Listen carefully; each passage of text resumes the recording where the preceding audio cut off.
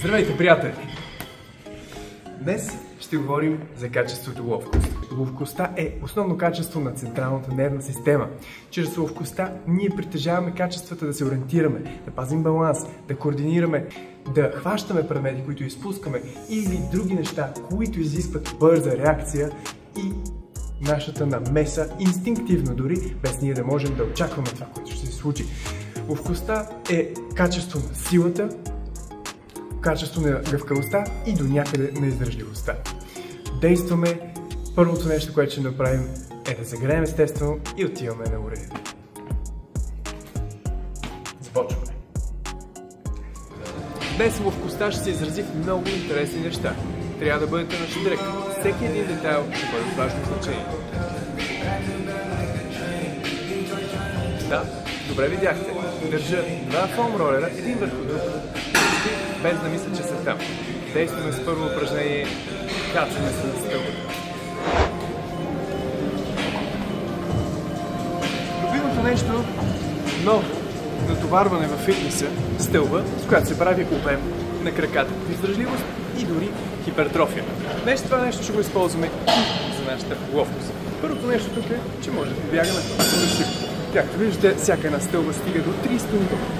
Ако се спъвате често, ще спрете да се спъвате.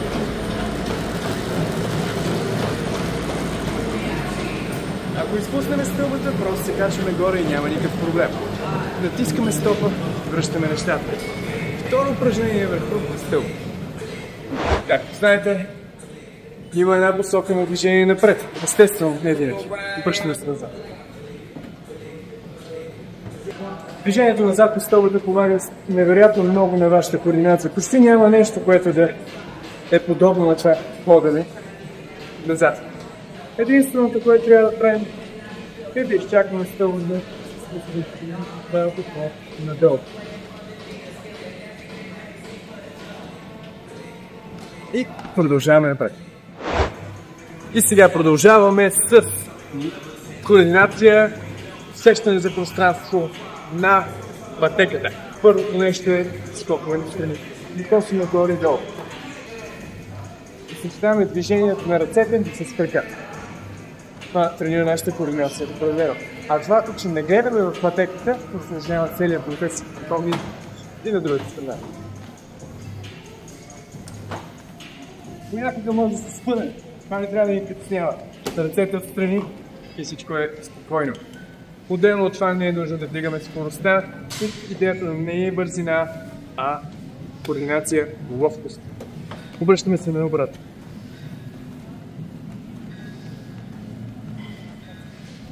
Бягането наобратно се става много приятно.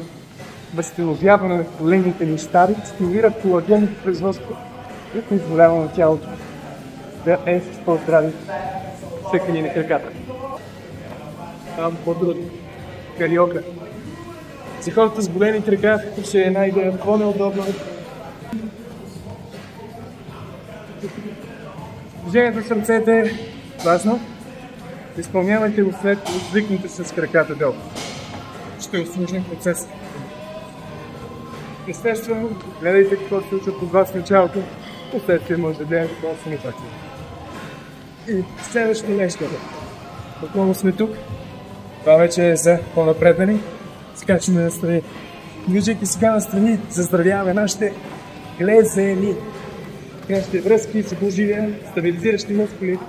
Правят всичко възможно, за да поддържат това. При голяма скорост на движение, това упражнение се нарича скокове, обаче настрани. Ако е твърде лесно, един крак и ще стават another level. Погледа напред, изключително усложнява целият процес. А ръцете се навирайки дьогана, тук помагат координацията ни за, както преди малко говорихме, движение на много крайни цветове. Леко най-вероятно ще ви се схванат пръстците, но ефектът от всичко това е брилянтна полза за вашия мозък и централна, както и периферна нервна система. Продължаваме напред. И дойде време за трето упражнение. Швейцарски топки хора. Тя ще ни помогне съвършено да хванем нашето ядро и също време в координация под влиянието на силите на гравитацията. Действаме!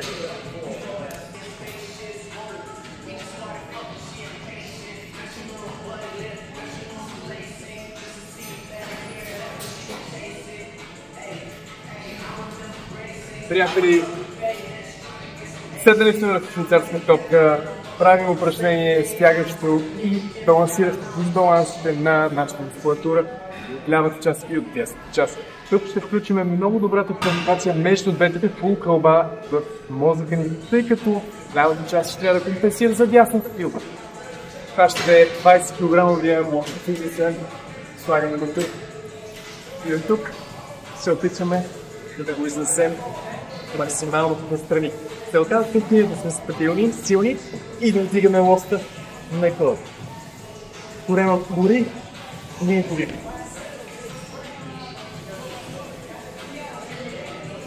Как 20 кг лоста се вижда.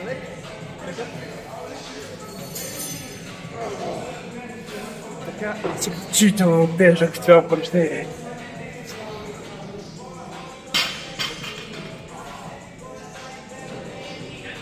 Преминаваме от другата страна. Винаги тренирайте и двете страни с изключение на наличие на голям дисбаланс. Тук атакуваме нашите рамене, трицепси, гръб и много ядро заради топката, която се опитваме да паднем през цялото време, поради силите на лофта, които ми да бъдат настрани. Да видим как ще стане така. Може би една идея по-навътре. Да, определено.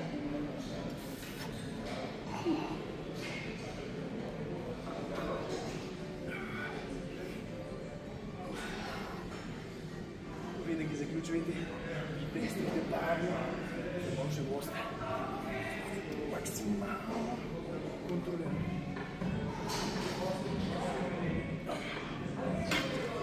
С този хват, с тази тежест, 2-3 повторения са напълно достатъчни, за да изстреляте вашето ядро и мускули, стабилизиращи тялото, стойките, за да поддържаме и изпълняваме това упражнение. Действаме напред.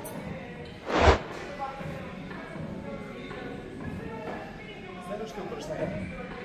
Гръбна прес с сериозно изместен център на тежестта.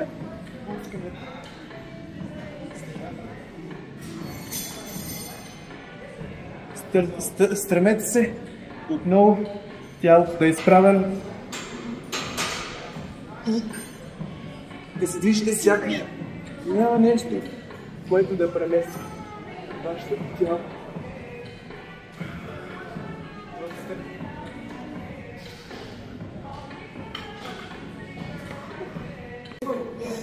Това, което видяхте току-що, е цяло моя идея. Единственото, което съм заимствал, е лоста, който е хванат единия край. Швейцарска топка, тук съм виждал такова изпълнение. Лично много ми харесва, защото отделно от стабилността, която се прилага заради лоста, допълнително швейцарската топка придържа нашето тяло нестабилно и допринася за координацията на още повече мускули и ядро, което да стабилизира тялото. Продължаваме пред. Тук вече силите са много по-големи. Защото гръбчо. Дами и господа, лоста трябва да сте изправен. Все едно е сложен на земята, тялото ви почти също. Навеждаме се, корема е стегнат изключително здраво, гърба също и гребна. За по-силните препоръчвам допълнителна тежест накрая.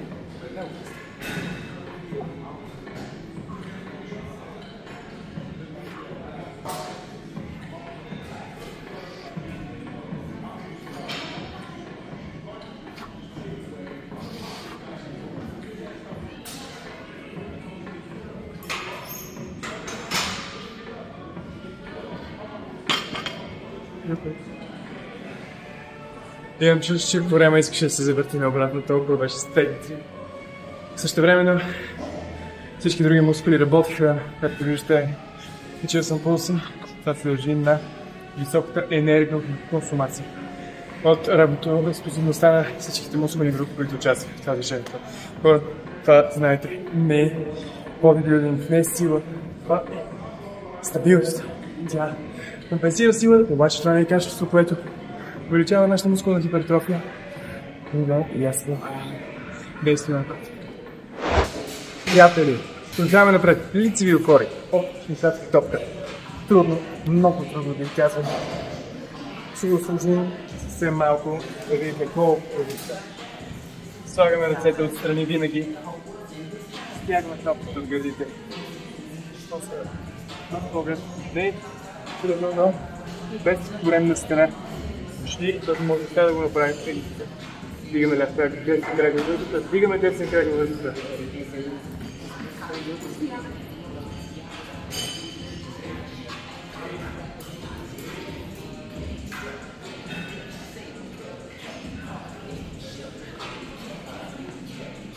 Сега смисля.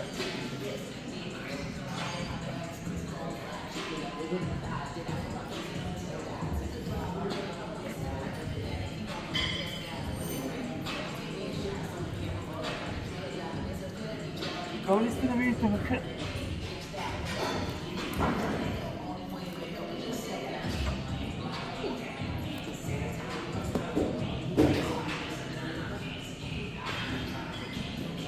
Пробвайте! Това, което ви съветвам, пробвайте. Изключително сложно и за гличките на раменете и гърдите да поддържат стойките през това упражнение, а отделно на всичко издигането и свалянето надолу допринася за натоварването. Стяга чудесно вашето ядро и отделно добавя бонус стабилност към вашите мускули, които влизат в упражнението. Продължаваме. Все пак, ако някой не е опитвал нещо още по-трудно, гледайте какво ще се случи сега.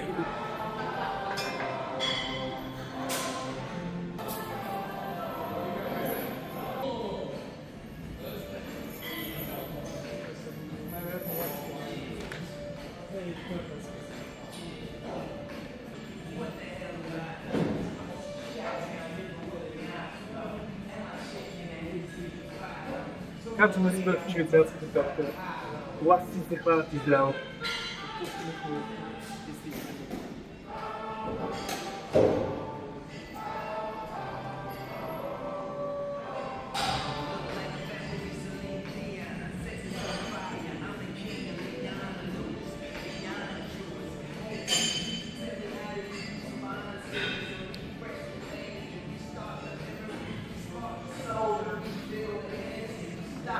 Неимоверна сила, без особени товарвания по допълнителна тежест. Просто невероятно. Пробвайте. Приятели, действаме с рамен напред от швейцарски топка. Стягаме здраво краката, пазим баланс. Колкото по-висок, толкова по-сложен става баланс. Използвайте нещо отстрани допълнително, за да балансирате и скачваме до ръка.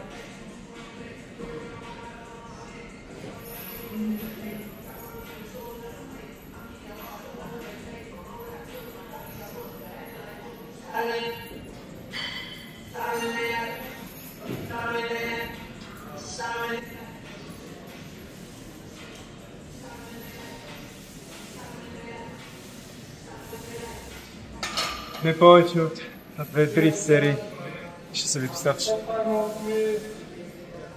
Приятели, продължаваме с балансовите ни трудности днес, но същевременно усвояващи нашите две полукълба да работят в синхрона. Знаете, две полукълба са по-добри от едно.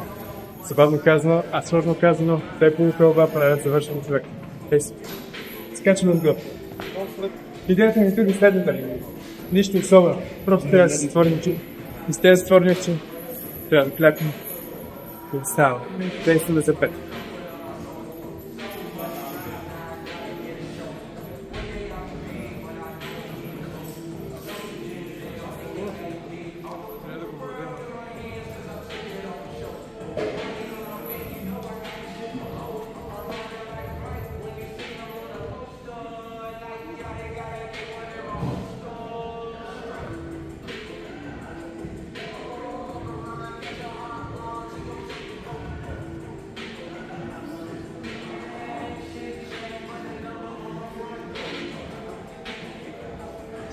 която не се вижда.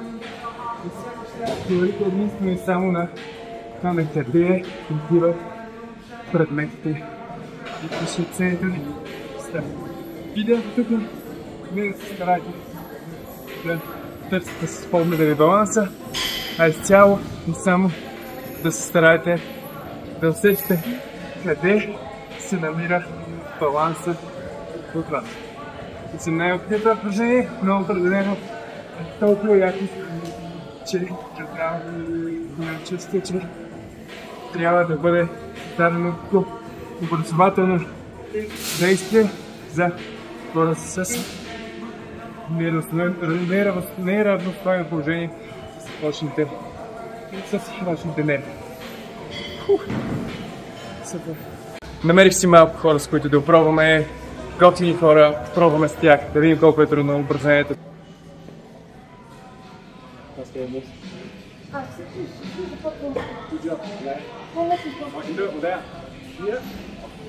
Okay. Good job. Good job. Now try to close one eye.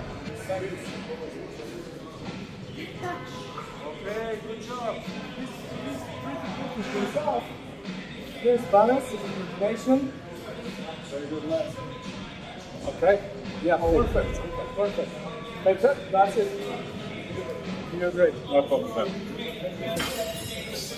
Нека видим как ще се справи тя без да вижда. При малко Майлс се опита да го направи с едно око, защото има лека травма на гърба, тя ще направи.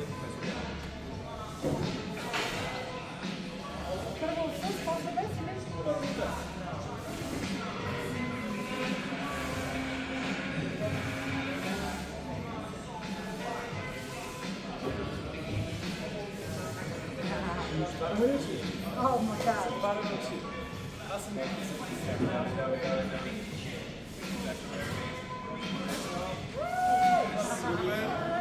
Още две. Две още.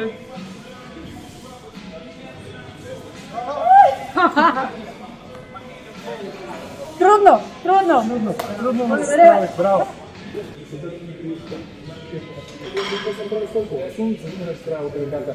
Вижте, Никола е машина. Може. Е здрава машина.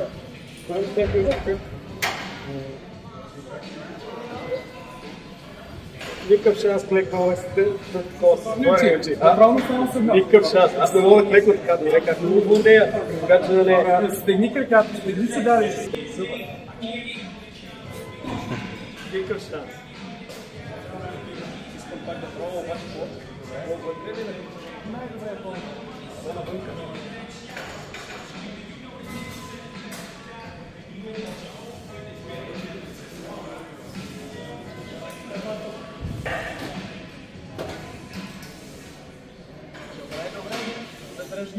Задръжги за дека. Това е реално добре, че не мога да клекна. Координацията все още между мускулите е малко по-сложна. Но ще се справиш. Дай още не. Отворен или с отворен? С отворени очи, просто по-низко. Гледаш там, фиксираш се, очите ти дават точка за баланс. Дръж краката здраво. Дръж. Не мога. Лево. Браво все път с него. Ще опитам сега, като ми казва това, ще го виждам всеки път. Това е разликата. Когато очите ни гледат напред, те ни дават точка, за която мисловно дори ние се държим. Успяваме да намерим центъра и позицията на равновесна на тялото ни чрез очите ни и успяваме да запазим баланс. Когато ги няма, трябва изцяло да се доверим на усещането в краката и на това, че стоим прави върху тях. Това е трудното. Ние малко или много твърде много се доверяваме на очите и когато правим такива упражнения, не можем да осъзнаем, че всъщност координацията ни се дължи не само на нашите крака, а и на очи. Подобрявайте вашата координация, като не използвате, правите упражнения без да гледате каквото и да е, стига да е безопасно и да има човек, който да ви пази и да няма нищо опасно около вас. Сега завърших едно перфектно координационно упражнение. Айде да го направим. И естествено завършваме с калистеника. Напираме се на лоста, фелсит и пипаме пръстите над лоста с спид и експлозивност. Това се нарича координация на силовите възможности. Нека пробваме, може пък да се справим.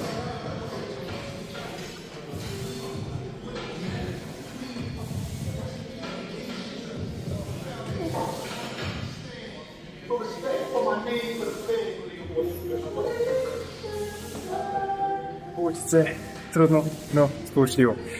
Дами и господа, благодаря ви за вниманието. Искам да ви кажа, че тази тренировка беше изключително сложност. Имахме сила, бързина, експлозивност, стабилност, координация, усещане в пространството.